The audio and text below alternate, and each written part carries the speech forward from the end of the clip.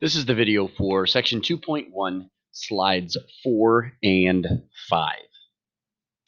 So on slide 4, we're talking about something that we call the product rule. The product rule is when we want to find the derivative of two functions that are being multiplied. So in this case, we want the derivative with respect to x of u times v. So if you look down here at the example, I have this situation where I have 3x plus 7, which is like u, multiplied by x cubed minus 4x minus 6. So this is like v. And I want to find the derivative of this product. So the product rule says to take u multiplied by the derivative of v, so u dv dx, plus v times the derivative of u. So that would be v times du dx. So that's the product rule. All right. So the way that I remember it is I say to myself, first times derivative of second plus second times derivative of first. So let's do this example. If f of x is 3x plus 7 times x cubed minus 4x minus 6, find f prime of x. All right, so how do I find it? Well, we're going to take u, which is 3x plus 7, times the derivative of v. So the derivative of x cubed minus 4x minus 6. So what is the derivative of x cubed? That is 3x squared, according to the power rule, minus the derivative of 4x. Remember, that's like 4x to the first, so we bring the 1 in front, so minus 4 times x to the 0. And then minus 6. What's the derivative of 6? Remember, the derivative of any constant is 0. All right, so that is like u and then dv dx plus v, so x cubed minus 4x minus 6 times du dx, which is 3. Derivative of 3x is 3, remember, and then plus the derivative of 7, derivative of a constant is 0. So now this is f prime. Now, you may see this as your derivative, but you may also see it multiplied out. So let's multiply it out. 3x times 3x squared is 9x cubed, plus 7 times 3x squared, that would be 21x squared, minus 4 times 3x, so minus 12x, and then 7 times negative 4, so minus 28. Then plus, and I'm going to just distribute the 3, so 3x cubed minus 12x minus 18. So, of course, then we would combine like terms because the answer sheet would more than likely have this simplified. So 9x cubed plus 3x cubed, so that would be 12x cubed.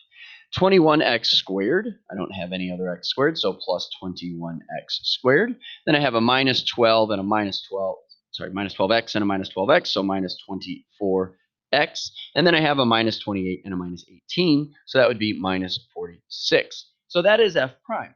Now, we use the product rule to get this, but in this scenario, couldn't I actually multiply u and v together by distributing and combining like terms, and then take the derivative second? So let's actually try that approach. So here is f of x if I were to multiply it out first. So 3x times x cubed is 3x to the fourth, minus 3x times 4x, that'd be minus 12x squared. 3x times minus 6, so that would be minus 18x. Then I have 7 times x cubed, so that would be plus 7x cubed. Then I have 7 times minus 4x, so minus 28x. And then I have a 7 times 6, so minus 42. All right, now I would also probably simplify here slightly.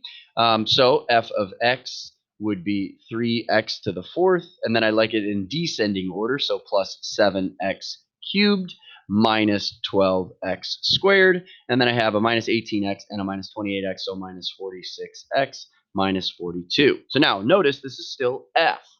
So now I could take the derivative using just the power rule like we did on slide 3. So f prime of x then would be 12x cubed plus 7 times 3, 21x squared, minus 12 times 2, 24x, and then minus 46. So now notice, these are obviously the same, right? This version of f prime and this version of f prime, right? So it is totally acceptable to do it either way. And in certain situations, one way might be better than the other. But in other situations, you could only do it using the product rule.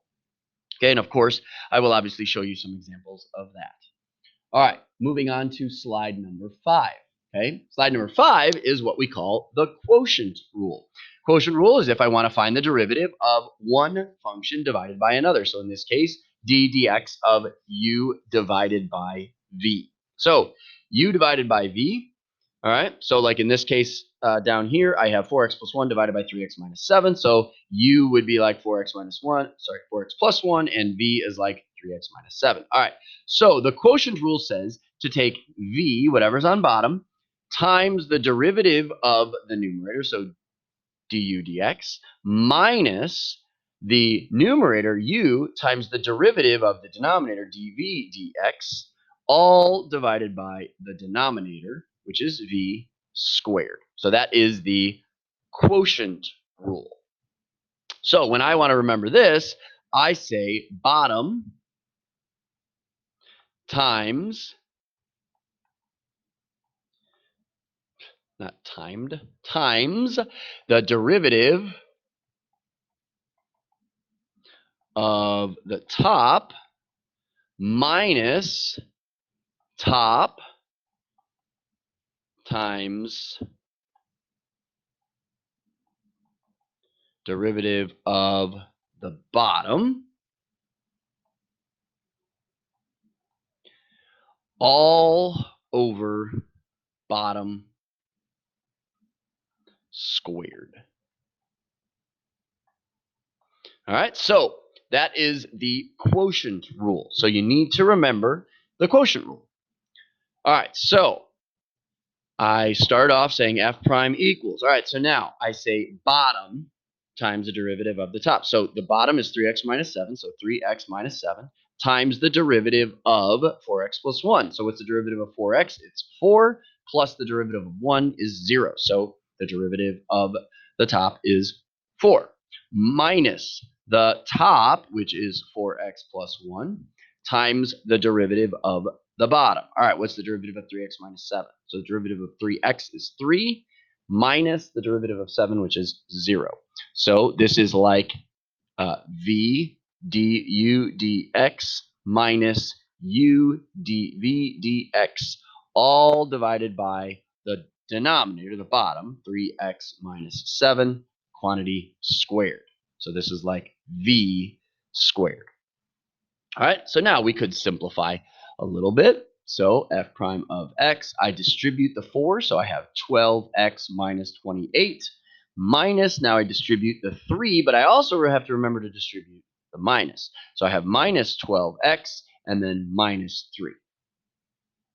All of that divided by 3x minus 7 squared. All right, so now I can simplify further in the denominator. So f prime of x. All right, so 12x minus 12x, that's actually 0x. Those do subtract out. They don't have to. They may sometimes. And then I have minus 28 minus 3. So minus 31 over 3x minus 7 squared. Now, a different variation of this answer you might see is negative 31 times 3x minus 7 to the negative second, right? Because if it's in the denominator, we can give it a negative sign and bring it into the numerator. So now this is an example where the quotient rule is required. You could not do this problem in any other way. So it is important that we have the product rule, the quotient rule, and then of course the power rule memorized. So please work on having these memorized.